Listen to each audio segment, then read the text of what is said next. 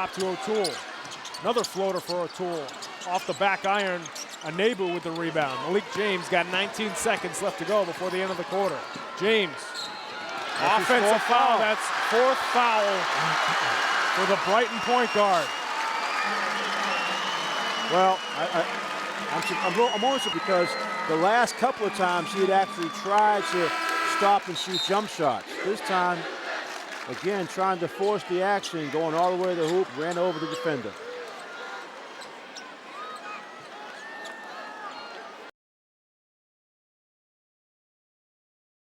Carving out space. And Anebu actually played him well, but he just couldn't get to the ball.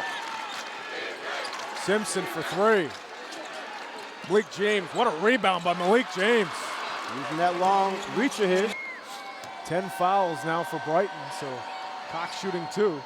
It's the first. That's probably the biggest problem they have right now, even more than the clock, because every foul on Brighton is 2 shots for Situate, which clearly takes the pressure off the Situate foul shooters. Cox good in the second, and if they keep foul Cox, it's going to be an automatic two. Exactly, you got to leave him alone. You got to find somebody else. James, strong drive to the rim. 11 points for James. Now it's Mojica on the steal. Couldn't finish. James now with it, back in the corner. Back up top. Edwards for three. Big three from...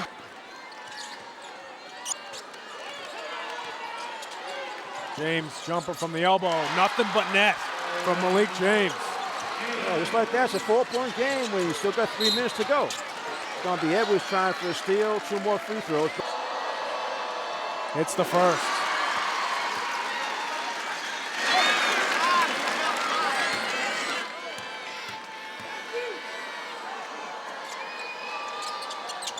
O'Toole no good on the second. Simpson, tough rebound for Brighton.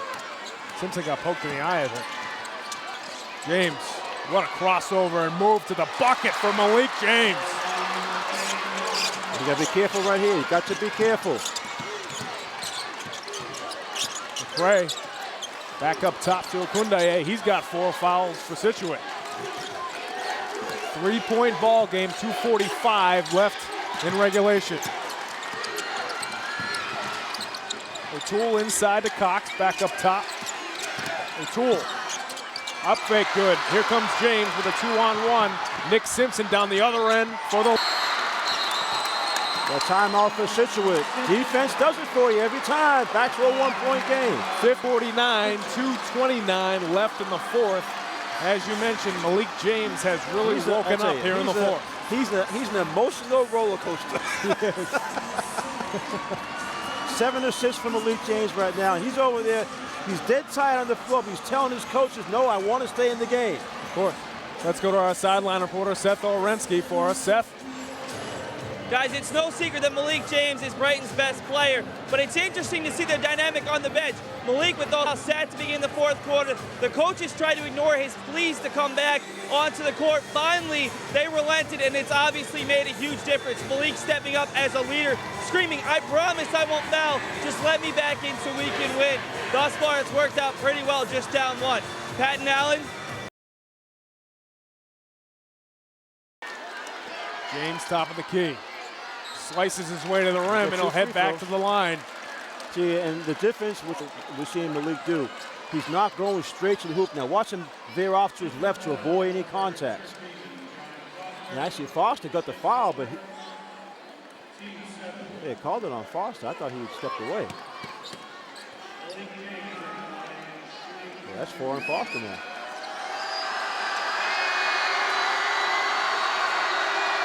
Well, Brighton's had their troubles at the free throw line all game.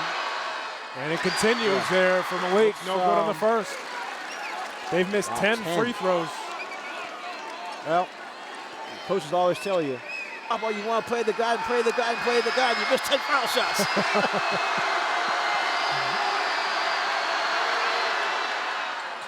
Rattles home the second. We're tied up at 50. 2 key players on the floor with 4 fouls. James for Brighton, Foster for Situate. O'Toole with it in the corner. Back up top to Buckley. Prince and Nabel has got a body up inside against Foster. Now it's Cox, 14 seconds left in the shot clock. Cox driving baseline. Does not get the basket. Yeah, bad breakdown that time defensively for Brighton. Nice stop and go move by Cox. See right here, the breakdown is that for some reason Prince and Nabel stepped out to the foul line instead of going back to the baseline. Cox, automatic from the line. Beautiful stroke from the foul line. Buckley takes a seat. Dan Lynch back in for Situate. To go.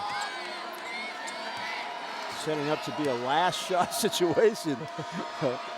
Either way is wow.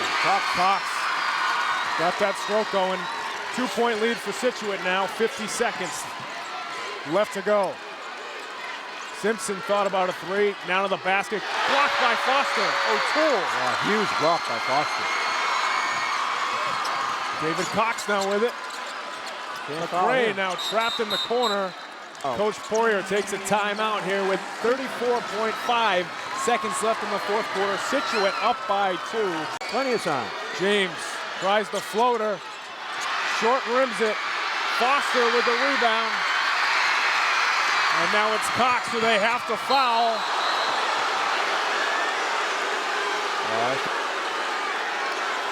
They're asking for an intentional. I don't think it was. It looked like Cox stopped short. You see it right here. Yeah.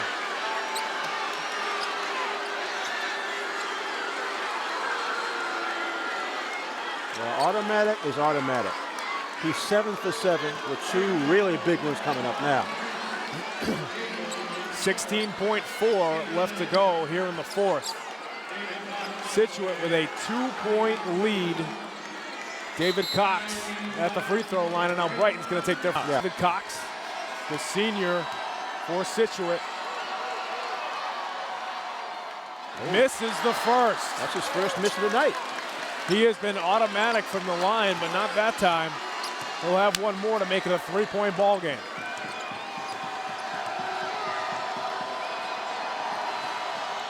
Oh, good on the second. It's knocked out of bounds. Back to Brighton. Wow. That's what happens. You try to offset. See, he missed the first one long, and he shot that one short. Now Cox is going to stay on James. 13 seconds left to go in regulation. Malik James. And they're going to call a foul. Well, Malik is going to go to the line, but it's only 1-1. He's going to have a chance to tie the game, but he's got to make them both. There you see, he stepped in that time. O'Toole tried to get draw the foul, but instead he is still on the move. So James at the free throw line shooting 1-1.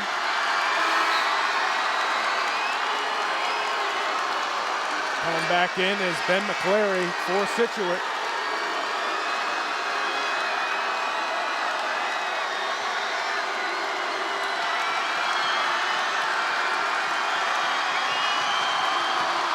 Malik James shooting 1-1.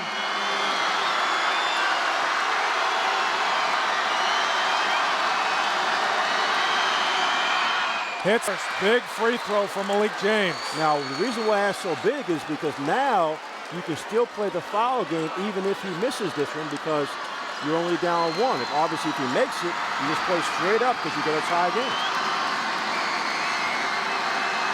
This to tie it up at 52. And he does. Drained them both. And Brighton takes a timeout defensively.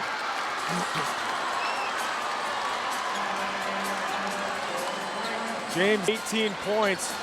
None bigger than those last 2. My goodness. He's saying forget the other 16. Those are the 2 we needed. We saw Malik really up. They get it into O'Toole. 6 seconds left. O'Toole gets it stolen away. Malik James down the other end. Scores the bucket for Brighton with 1.2 left on the clock. Give his teammate, I think it was Hogan, who came up for the double team.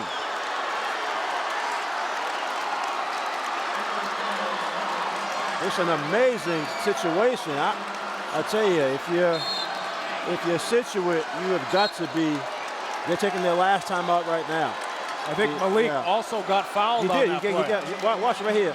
Again, yeah, you see O2 lean in. There's the foul. It's unbelievable. But again, I don't know, Malik may just miss it on purpose.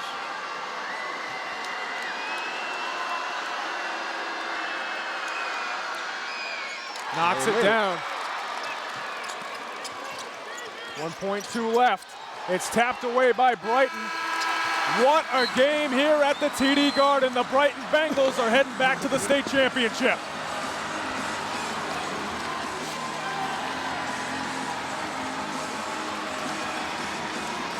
What a game for Malik James. 21 points, 7 assists, 5 rebounds. You said, I give you credit. You said last year, when he was a sophomore, you said he's growing into one of the best guards in the state.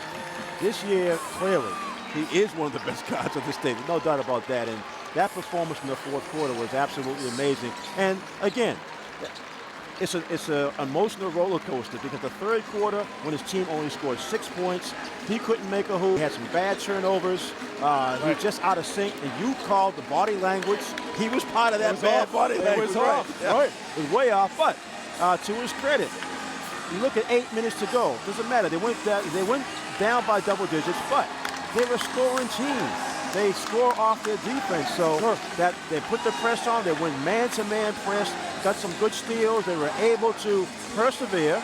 Your main guys have to be leaders. Right. They have to show that we can still do this. I go back with a couple of minutes left. I actually heard Malik on the foul line when Cox was shooting free throws. He was yelling at one of his teammates, "We're only down 5. We're only down 5." And that's what you call leadership. It's reminding